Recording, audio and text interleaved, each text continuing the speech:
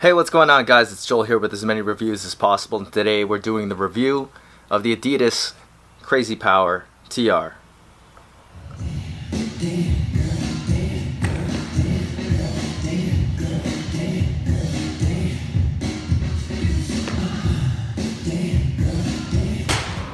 I've been using the women's Adidas CrazyPower TRs for about the better part of a month now, but I held off on doing the review until I got the men's version in. Initially, I thought that the women's version was just a reskinned version of the men's, but this one did come out first, and I didn't think there were going to be any big performance changes between the two shoes, mainly just the cosmetic differences, but there are some differences as far as the performance goes. But first, let's start with the upper. The women's shoe has a less uniform pattern to the RPU cage on top of a synthetic fabric. In my opinion, I like the way that the female shoe looks, whereas the men's shoe does still have the RPU upper as well, but it's a more uniform pattern, and that actually affects the performance a little bit. The men's doesn't have any weird flex points like the women's does. The women's is a little bit more flexible though. Now, coming around to the back of the shoe, you're gonna notice that the women's does have an exposed TPU heel counter, whereas the men's does not have an exposed one, but if you feel around in there, it's there. It's the Pro Moderator TPU heel counter. What it does is basically just holds your heel in place, gives you a little bit more stability back there for your lifts. Now, the profile between the two shoes is pretty much identical. The width, the fit is very, very similar between the two shoes, and I'm gonna say, aside from the insole difference that we're gonna go talk about later and some of the cosmetic differences, they're pretty much the same exact platform. Some more differences here.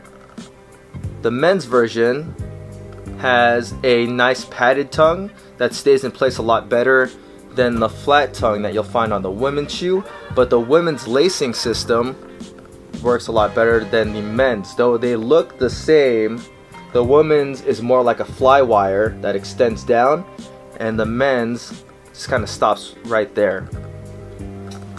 Now, both shoes do have an area in the instep for rope climbs. There's a little bit of ribbing on the women's one, and the men's one just extends up a little bit more. Now, when I tested both of these shoes for rope climbs, they performed very, very good, and they held the rope very, very good. Now, around on the bottom of the shoe, you're going to notice that both say they have the traction system, but I think that's really just the material that the outsole is made of. The men's shoe actually has a more aggressive tread pattern at the toe area, and then it's got this middle point for rope climbs, and then at the heel of the shoe it actually has protrusions that stick out of the heel. And I think overall the men's shoe was designed for more surfaces in mind, whereas the women's shoe has a more flat pattern. The divots go in, and then it starts with this ribbing, and it's mainly a more flat outsole. So I think the women's shoe is made more for rubber flooring and gym flooring or hardwood. Now, one thing that the women's does have over the men's is that it has a lip around the sides of the outsole. Now, quite possibly the biggest difference between the two shoes is that not only can you take out the men's insole, and it's just this very paper thin insole, very reminiscent of what you're going to find on the Reebok Nano series shoes. The women's, you can't actually take out the insole. I'm pretty sure with a little bit of force you could, but it would risk damaging the insole, so I'm not going to bother doing that.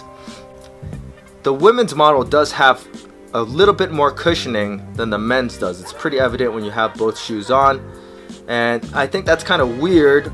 So the men's version is just going to be a little bit more stable just because there's no give anywhere, whereas the women's shoe is going to be a little bit more comfortable. But still, both shoes perform very, very good. I've used these shoes for some of my 90% lifts, and I haven't had any kind of issue between either of the shoes. Now, I think the responsiveness is better on the men's shoe because there, once again, is less give. Whereas during a WOD, when a lot of power cleans, when I didn't have all the time in the world to set up, the women's, I was kind of struggling to find my footing with that little bit of cushion in there. Now, either way, even with the women's model, I was still able to lift proficiently. Now, the drops between the two shoes are both 3 millimeters. Like I said, the platforms are pretty much the same exact thing between the two shoes, besides the difference in insole cushioning. In my opinion, I feel like they created the women's one more for HIIT exercises, and then the men's one more for serious lifting exercises, which is kind of weird because you figure that the two shoes would be the same thing. Granted, the uppers are a little bit different.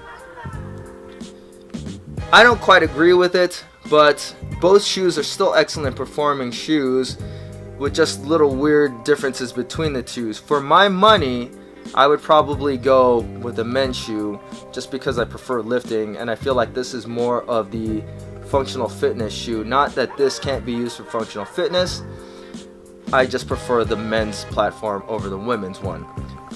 But either way you go, both shoes are excellent performing shoes with one caveat.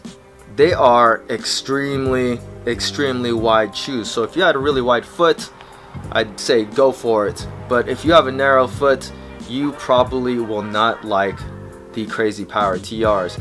If I had to say the platform was similar to any shoe, it would be closest to the Reebok CrossFit Nano 3.0. It's very similar to those shoes. I think this is a good start for Adidas when it comes to functional fitness shoes, and I think if they can fix some of the things, make the shoes even as far as performance goes, they'll have a real winner on their hands. But as they are right now, they're still excellent performing shoes, and most people are going to buy them strictly because they're just Adidas, and Adidas is killing the sneaker game right now. So either way you go, you're still going to get a good performance shoe. There are just weird differences between the two that I don't necessarily agree on, but it is what it is, and hopefully by the next revision, some of these things fall a little bit more in line with each other. If you guys have any questions about the CrazyPower TR, feel free to leave them in the comment section. Please hit that like button if you like this video, subscribe to my channel, and as always guys, thanks for watching. I'll catch you next time. Hey, what's going on guys? It's Joel here with as many reviews as possible, and today we're doing the review of the Adidas CrazyPower TR.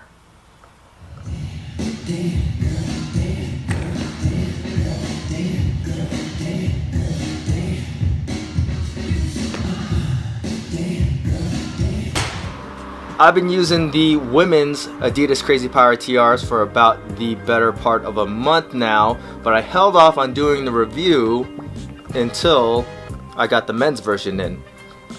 Initially, I thought that the women's version was just a reskinned version of the men's, but this one did come out first, and I didn't think there were going to be any big performance changes between the two shoes,